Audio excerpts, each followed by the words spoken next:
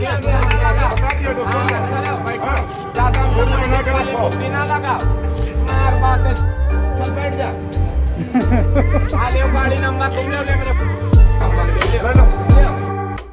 हम चाहे जितना भी विकास क्यों ना कर लें, लेकिन आज भी हमारे देश के अधिकतर लोगों की सोच छोटी सी है। इसी वजह से हमारे समाज में किन्नर समाज को हमेशा निचला दर्जा दिया जाता है और उन्हें हमसे अलग समझा जाता है, बिना ये जाने समझे कि वो असल में हैं क्या। जी हाँ दोस्तों, हमें मालूम है कि आप में से अधिकतर लोग किन्नर के बारे में ज्यादा नहीं जानते होंगे, जैसे कि किन्नर आखिर अंदर से कैसे होते हैं, उनके गुप्तांग कैसे होते हैं, किन्नर संभोग कैसे करते हैं, क्या किसी किन्नर की बद्दुआ सच में इंसान को तबाह कर देती है, और एक किन्नर अपना जीवन आखिर कैसे बिताता है। ये वो सवाल हैं जिनका जवाब आपको आज से पहले शायद ही कभी मिला होगा। लेकिन आप अपने फेवरेट चैनल ब्राइट ज्ञान के साथ इसी तरह बने रहिए, क्योंकि आज की इस वीडियो में हम आपको किन्नर समाज से जुड़े कुछ ऐसे रहस्यों के बारे में बताने वाले हैं जिन्हें सुनने के बाद आपके पैरों तले जमीन खिसक जाएगी। आगे बढ़ने से पहले अगर आप हमारे चैनल पर नए हैं तो प्लीज चैनल को सब्सक्राइब करके घंटा हिलाना मत भूलिए। ऐसा करने से आप पर कृपा आनी शुरू हो जाएगी। Try it works. जैसा कि हम सब जानते हैं कि हमारे समाज में किन्नर के कई सारे नाम हैं, जिन्हें हिजड़ा, थर्ड जेंडर, किन्नर ऐसे अलग अलग नामों से बुलाया जाता है। आपको बता दें कि भारत में किन्नरों का इतिहास 4000 सालों से भी पुराना है।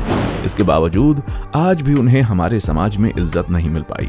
असल में हम इंसान किन्नरों की जिंदगी से जुड़े असल पहलू के बारे में समझ ही नहीं पाए हैं, क्योंकि जब हम किन्नरों के बारे में सोचते हैं तो हमारे दिमाग में सिर्फ एक ही चीज आती है कि ये ऐसे लोग हैं जो ना ही पूरी तरह से पुरुष होते हैं और ना ही पूरी तरह से महिला।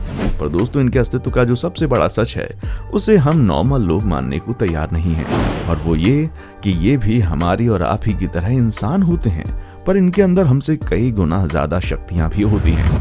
तभी तो ये एक बार किसी को सच्चे दिल से बद्दुआ दे दें तो उसकी पूरी जिंदगी तबाह हो जाती है, लेकिन अगर इन्होंने किसी को दुआ दे दी तो समझ लीजिए कि उसकी जिंदगी में चमत्कार हो जाता है। कहा जाता है कि किन्नरों से एक सिक्का लेकर पर्स में रखने से धन की कभी भी कमी नहीं आती। दोस्तों, माना जाता है कि इन्हें भगवान श्री राम के वनवास के बाद वरदान प्राप्त हुआ है, इसीलिए इतने शक्तिशाली होते हैं। सिर्फ इतना ही नहीं, अगर आपको पता हो तो महाभारत में अज्ञातवास के दौरान अर्जुन ने विहंगला नाम के किन्नर का रूप धारण किया था। यहाँ तक कि उन्होंने उत्तरा को नृत्य और गायन की शिक्षा भी दी थी। ऐसा यूं ही नहीं हुआ था, बल्कि कहा जाता है कि अर्जुन को दिया गया एक श्राप था जिसे उन्होंने किन्नर रूप धारण करके पूरा किया था। एक मान्यता यह भी है कि किन्नरों का जन्म ब्रह्मा जी की परछाई से ही हुआ, जबकि दूसरी मान्यता यह है कि अरिष्ठा और कश्यप ऋषि से किन्नरों की उत्पत्ति हुई है। दोस्तों, किन्नर समाज में आने वाले हर नए किन्नर का स्वागत बहुत ही जोरों शोरों से होता है। जब कोई व्यक्ति किन्नर समाज में शामिल होता है तो बड़ी शानो शौकत के साथ उसका स्वागत किया जाता है, जिसमें नाच गाने के अलावा दावत भी होती है। आम लोगों के दिमाग में अक्सर ये सवाल आता होगा कि क्या किन्नर शादी ब्याह करते होंगे? तो दोस्तों, इसका जवाब है हाँ। जी हाँ दोस्तों, आप ये जानकर शायद दंग रह जाएंगे कि किन्नर अपने आराध्य देव अरावन से साल में एक बार विवाह करते हैं, लेकिन ये विवाह मात्र एक दिन का ही होता है। शादी के अगले दिन ही अरावन देवता की मौत हो जाती है और इनका वैवाहिक जीवन वहीं पर खत्म हो जाता है। एक अहम सवाल लोगों के मन में ये भी आता है कि किन्नर लाखों की भीड़ में अपने जैसों को कैसे पहचानते होंगे। असल में दोस्तों, किसी के घर बच्चा पैदा होता है और उस बच्चे के जननांग में कोई कमजोरी पाई जाती है तो उसे किन्नरों के हवाले कर दिया जाता है। सिर्फ इतना ही नहीं दोस्तों, ये समाज एक ऐसे लड़के की तलाश में रहता है जो कि खूबसूरत हो, जिसकी चाल ढाल थोड़ी सी कोमल हो और जो ऊंचा उड़ने का ख्वाब देखता हो। ये समुदाय इस तरह के लड़कों के नजदीक आता है और फिर समय आते ही उन्हें बधिया कर दिया जाता है। दोस्तों, बधिया मतलब शरीर के उस अंग को काट देना, जिसके बाद वो लड़का कभी भी लड़का नहीं रहता। कहा तो ये भी जाता है कि अगर किसी बच्चे के जन्म पर नाचते गाते वक्त अगर इनकी ढोलक फूट जाए तो ये संकेत होता है कि बच्चा किन्नर है, और उसी वक्त किन्नर उस बच्चे को उसके घर वालों से लेकर अपने साथ ले जाते हैं और फिर किन्नर समाज के नियम कानूनों के अनुसार उसकी परवरिश करके उसे बड़ा करते हैं। वैसे दोस्तों, देखा जाए तो किन्नर समाज खुद को मंगलमुखी मानते हैं, क्योंकि ये लोग केवल मंगल यानी कि शुभ कामों में ही नाचने बजाने जाते हैं। जब किसी की शादी होती है या जब किसी के बच्चा होता है तभी ये उसके घर पर नाच गाकर खुशियां मनाते हैं। यहाँ तक कि ये मरने पर मातम तक नहीं करते।